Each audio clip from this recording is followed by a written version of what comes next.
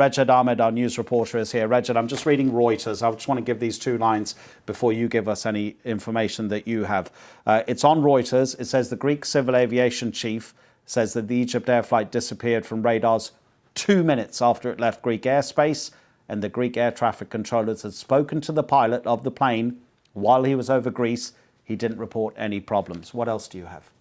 So we really have been drip-fed information over Twitter from EgyptAir. We've been kept relatively well informed, but it's been these odd regular tweets coming out from EgyptAir, and the latest we have are the nationalities of those on board. So majority French and Egyptian, and then some others, Belgian, Iraqi, Kuwaiti, Algerian, Canadian, Sudan, Chad, Portugal. So those are the passengers that we know were on the flight. And they're still missing.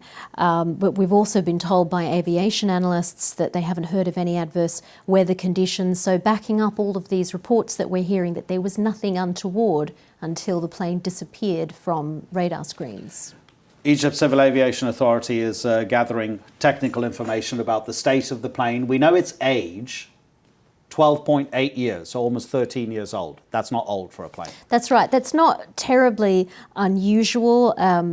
Many of those planes are in fleets. They're in the BA, British Airways fleets, Airbus A320, pretty standard for a short haul, and EgyptAir has 11 of them in the fleet, a total of 63 aircraft. It often flew this route between Cairo and Paris, back again. So nothing unusual in that sense. EgyptAir did tweet about looking at the technical specs almost of the plane. Presumably they are looking at perhaps about whether there were any safety issues reported, but we haven't heard anything unusual at all.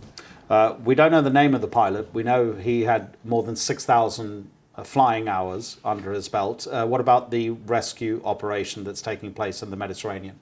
So we understand that the Egyptian Civil Aviation Authority is involved. They've sent some military aircraft to the Mediterranean, to a site that they've identified as the search area. We understand that the Greeks are involved as well. They've sent some personnel to assist in the search in the Mediterranean. So it's ongoing. But until we hear any more about the results of that search, we won't really know what's happened to this aircraft. Can you just go over the timeline of the plane's departure from Paris and its scheduled arrival as it was supposed to be for us? That's right. So if we recap, we know that the flight left Paris at 21:09 GMT. That was Wednesday night. It was headed from Paris to Cairo, a regular route.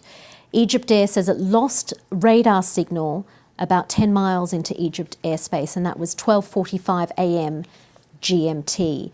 So the normal flight duration is 4 hours, so it should have landed in Cairo between 1 or 2 GMT. I believe since then EgyptAir has said it should have been about 1:15 in the morning.